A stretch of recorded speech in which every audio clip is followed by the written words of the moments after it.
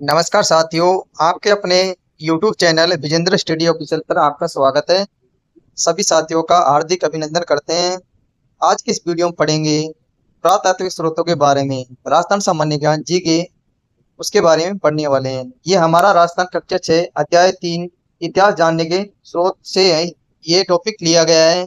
तो साथियों, आपको धैर्य पूर्वक वीडियो को देखना है और अपने साथियों को शेयर जरूर करना है। तो चलिए हम वीडियो की स्टार्ट करते हैं। पुरातात्विक स्रोत इन इंस्क्रिप्शन एंड एपिग्राफी। प्राचीन काल के इतिहास को प्रमाणिक रूप से जानने के लिए पुरातात्विक स्रोत सबसे महत्वपूर्ण माने जाते हैं। क्या माने जाते हैं?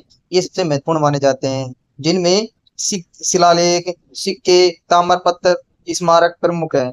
जो क्या है कि हमारे ये क्या है, इतिहास जानने के प्रमुख स्रोत होते हैं, जिससे कि हमें इतिहास अपने अपने प्राचीन इतिहास को जानने में सहायता मिलती है। जिसमें पहले देखेंगे हम शिलालेखों के बारे में, फिर देखेंगे सिक्कों के बारे में, फिर ताम्रपत्र, फिर स्मारक स्मारक के बारे में देखेंगे। तो पहले देखते हैं हम प्रमुख अभिलेख एवं शिलालेखों के बारे में। प्रमुख अभिलेख शिलालेख, जिसमें बिजोलिया शिलालेख 1170 ईस्वी का बिजोलिया शिलालेख, ये भीलवाड़ा के बिजोलिया में पार्श्वनाथ मंदिर के पास चट्टान पर उत्कीर्ण है। क्या है? यहाँ पर स्थित है। बिजोलिया में पार्श्वनाथ मंदिर है, उसकी चट्टान पर ये उत्कीर्ण है। इसमें सांबर और अजमेर के चौहान वंश के इतिहास की प्रमाणिक जानकारी मिलती है। कौन से वंश की मिलती है? सांबर अजमेर के चौहान वंश की जानकारी मिलती है। इस शिलालेख में चौहान को क्या बताया गया है? वत्स गोत्रीय ब्राह्मण बताया गया है। अगर क्वेश्चन आपसे पूछ लिया जाए कि वत्स गोत्रीय ब्राह्मण किस अभिलेख में बताया गया है, ये बताया गया है बिजोलिया शिलालेख में बताया गया है। आपको ये बात ध्यान रखनी है। प्राचीन भौगोलिक नाम, जैसे कि बिजोलिया के प्राचीन भौगोलिक नाम थे, जैसे कि उसको क्या कहते थे? जबालीपुर कहते थे, जबालीपुर कहते थे। और सांबर को क्या कहते थे? सागबरी कहते थे। सांबर को सागबरी कहते थे। और श्रीमाल के नाम से इनकी सूची मिलती है। नेक्स्ट है कीर्ति स्तंभ प्रशस्ति या विजय स्तंभ प्रशस्ति। 1460 ईस्वी का ये प्रशस्ति है, जो चित्तौड़गढ़ दुर्ग में स्थित है। कहाँ पर? चित्तौड़गढ़ दुर्ग में स्थित है। इसके रचयिता कवि अत्रि और उनके पुत्र महेश भट्ट थे। कौन थे? कवि अत्रि और महेश भट्ट ने कीर्ति स्तंभ प्रशस्ति की रचना की थी। इसमें महाराणा कुंभा की उपाधियों, इसमें क्या है कि महाराणा कुंभा की जो उपाधियों उसके बारे में उल्लेख किया है। जैसे कि उपाधि कौन कौन सी थी? दान गुरु, राजगुरु, शैल गुरु। दान गुरु का मतलब है कि अधिक दान देने वाला, जिसको दान गुरु की उपाधि दी गई थी। राजगुरु यानी कि राजा, सभी राजाओं का गुरु। शैल गुरु यानी कि शैल यानी पर्वत, पर्वत के गुरु, पर्वत गुरु। शैल गुरु का मतलब पर्वत जैसा गुरु, उसको ये उपाधि उन्होंने ली थी। उनकी सांस्कृतिक सैन्य विजयों का विस्तृत वर्णन मिलता है। नेक्स्ट है घटियाला शिलालेख। कौन सा? घटियाला शिलालेख। घटियाला शिलालेख 861 ईस्वी जोधपुर के पास घटियाला से प्राप्त हुआ है। ये गुर्जर प्रतिहार शासक कुकुट के समय का है। किसके समय का है? कुकुट के समय का है घटियाला शिलालेख। जो किसकी, इसकी समय अवधि क्या है? 861 ईस्वी। आपको ये ध्यान रखना है। और कहाँ पर प्राप्त हुआ है? ये जोधपुर के पास घटियाला से ये प्राप्त हुआ है। इसे प्रतिहारों की प्रारंभिक वंशावली, तत्कालीन सामाजिक व्यवस्था पर यह प्रकाश डालता है। उसके बाद है चीरवा का शिलालेख। चीरवा का शिलालेख 1273 ईस्वी उदयपुर से प्राप्त। इसमें मेवाड़ के हुइल शासकों जेतर सिंह, समर सिंह की उपलब्धियों एवं सती प्रथा की तत्कालीन स्थिति का वर्णन इसमें मिलता है। उसके बाद है राजनगर। राजनगर प्रशस्ति। राजनगर प्रशस्ति इस ये 1676 ईस्वी का ये प्रशस्ति है। राजसमंद झील की नौचों की पाल पर यह स्थित है। विश्व का सबसे बड़ा शिलालेख है। ये 25 काले संगमरमर के शिलालेखों पर रणछोड़ भट्ट द्वारा संस्कृत भाषा में उत्कीर्ण है। इसमें बप्पा रावल से लेकर महाराणा राज सिंह तक का इतिहास दिया गया है। इसमें क्या दिया गया है? बप्पा रावल से लेकर महाराणा राज सिंह तक का इतिहास दिया गया है। और एक ये क्या है? विश्व का सबसे बड़ा शिलालेख है। कौन सा? राज प्रशस्ति। राज प्रशस्ति क्या है? विश्व का सबसे बड़ा शिलालेख है, जो कहाँ पर है? राजसमंद की झील नौचों की पाल पर यह स्थित है। आमेर का लेख 1612 ईस्वी। इसमें जयपुर के कछवा राजवंश का वर्णन है। किसका है? कछवा राजवंश का वर्णन है। उन्होंने रघुवंश तिलक कहा गया है। उन्हें क्या कहा गया है? रघुवंश तिलक कहा गया है। अब उसके बाद है शिलालेखों के बाद में हमारा आता है प्रशस्ति। शिलालेखों के बाद में आता है पुरातात्विक सिक्के। कौन से? पुरातात्विक सिक्के। Coins and numismatics. Coins and numismatics, इसके बारे में पढ़ेंगे। सिक्कों से शासक का नाम, सिक्कों से क्या मिलता है? शासक का नाम, उनका समय, आर्थिक स्थिति, धार्मिक मान्यताओं का पता चलता है। राजस्थान की विभिन्न रियासतों में अलग अलग प्रकार के सिक्के प्रचलित थे। कौन कौन सिक्के प्रचलित थे?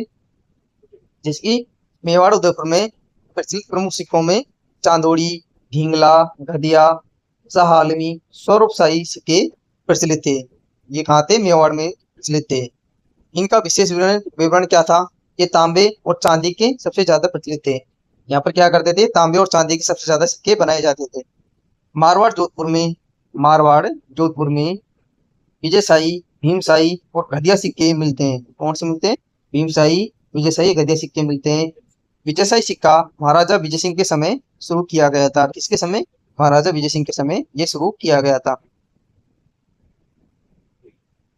उसके बाद है जयपुर, जिसे ढूंढाड़ के नाम से जानते थे, क्योंकि ढूंढाड़ जयपुर के आसपास से दौसा है, इसके आसपास के क्षेत्र को क्या कहते थे? ढूंढाड़ कहते थे। यहाँ पर झाड़साई सिक्का प्रमुख प्रचलित था। इन सिक्कों पर 6 टहनियों वाले झाड़ पौधे का चिन्ह होता था। क्या होता था? 6 टहनियों वाले झाड़ पौधे का चिन्ह होता था, इसलिए इन्हें झाड़साई सिक्के कहा जाता था। नेक्स्ट है बूंदी। बूंदी में कौन से सिक्के प्रचलित थे? रामशाही, कटारशाही। कौन से? रामशाही और कटारशाही सिक्के प्रचलित थे। कटार का चिन्ह होने के कारण कटारशाही कहलाते थे। क्या होता था इनके सिक्कों पर? कटार का चिन्ह होने के कारण इन्हें कटारशाही कहते थे। जैसलमेर में आकेशाही डोडिया सिक्का। कौन सा? आकेशाही डोडिया सिक्का प्रचलित था। डोडिया अत्यंत कम मूल्य का तांबे का सिक्का होता था। क्या होता था? डोडिया अत्यंत कम मूल्य का तांबे का सिक्का होता था। नेक्स्ट है कोटा। कोटा में कौन से चलते थे? मदन शाही सिक्का चलता था। मदन शाही सिक्का जो जो झालावाड़, कोटा दोनों क्षेत्रों में मदन शाही सिक्के प्रचलन में था। मदन शाही सिक्के का क्या था? प्रचलन था। जबकि अलवर में रावशाही सिक्का चलता था। कौन सा? रावशाही सिक्का, जो महाराजा प्रताप सिंह के समय का प्रमुख सिक्का था। कौन से? महाराजा प्रताप सिंह के समय का ये प्रमुख सिक्का था। नेक्स्ट 3 है भाग 3, ताम्र पत्थर, कॉपर प्लेट्स। क्या है ताम्र पत्थर? वो इंग्लिश में बोलते हैं कॉपर प्लेट। यहाँ आपको ध्यान रखना है, तांबे के छोटे छोटे पत्थरों पर राजाओं द्वारा दिए जाने वाली दान, भूमि, अनुदान, राज्यज्ञाओं को उत्कीर्ण किया जाता था, जिन्हें ताम्र पत्थर, कॉपर प्लेट कहा जाता था। क्या किया जाता था? इन्हें दान, भूमि, अनुदान, राजज्ञाओं की उत्कीर्ण किया जाता था। राजज्ञाओं को इन पर क्या किया जाता था? उनको उत्कीर्ण किया जाता था। उसमें है फुरका ताम्र पत्थर। फुरका ताम्र पत्थर 1535 ईस्वी का यह ताम्र पत्थर चोर के समय भूमि दान से संबंधित है, जिसमें चित्तौड़ के दूसरे शाखे रानी कर्मावती के जौहर की प्रमाणिक पुष्टि होती है। क्या होती है? रानी कर्मावती के जौहर की प्रमाणिक पुष्टि होती है। आहड़ के ताम्र पत्थर, इसमें गुजरात के सोलंकी, चालुक्य राजाओं और मेवाड़ के घुइल राजाओं से संबंधित जानकारी मिलती है। उसके बाद है कीर्तिगढ़ या खैरोदा ताम्र पत्थर। कौन सा? कीर्तिगढ़ खैरोदा ताम्र पत्थर 1437 ईस्वी।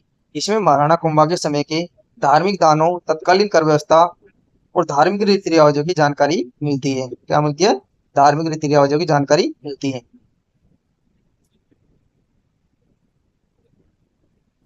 उसके बाद आते हैं हमारे साहित्यिक स्रोत, लिटरेरी सोर्स। कौन से लिटरेरी सोर्स आते हैं? संसदीय के संस्कृत ग्रंथों के साथ साथ राजस्थानी ख्याति इतिहास जानने के उत्कृष्ट साधन थे।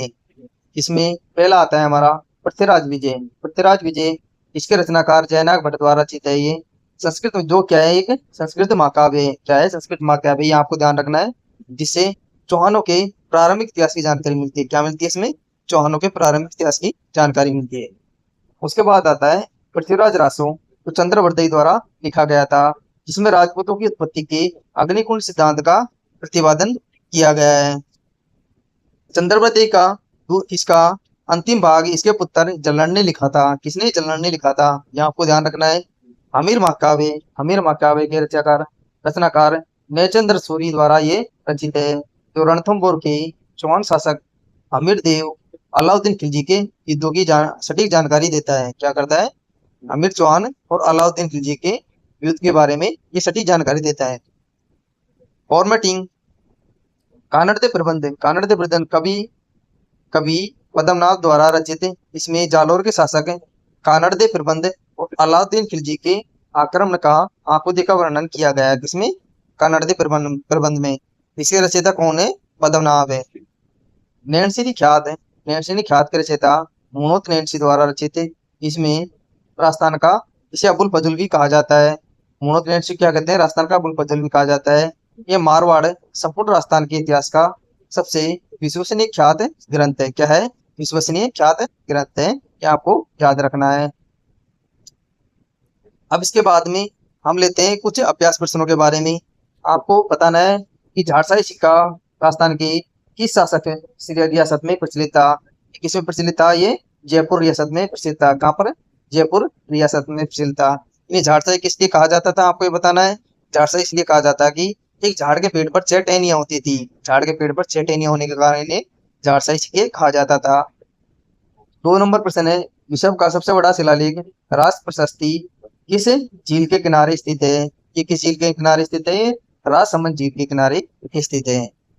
अगला प्रश्न है, अति लघुरात्मक एवं वन लाइनर प्रश्न जो हम देखने वाले हैं। ये बिजोलिया शिलालेख के अनुसार अनुसार चौहानों को किस गोत्र का बताया गया है। किस गोत्र का बताया गया है, वत्स गोत्रीय ब्राह्मण बताया गया है। कहाँ पर, वत्स गोत्रीय ब्राह्मण बताया गया है। जबकि चंद्रवर्धई ने इन्हें क्या बताया, अग्निकुंड से उत्पत्ति इनकी बताई है।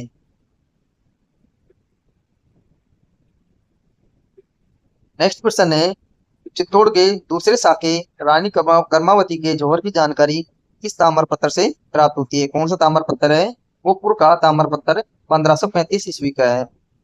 नेक्स्ट प्रश्न है, मुनोत नैन्सी ख्यात के रचयिता कौन है, उन्हें क्या उपाधि दी गई थी।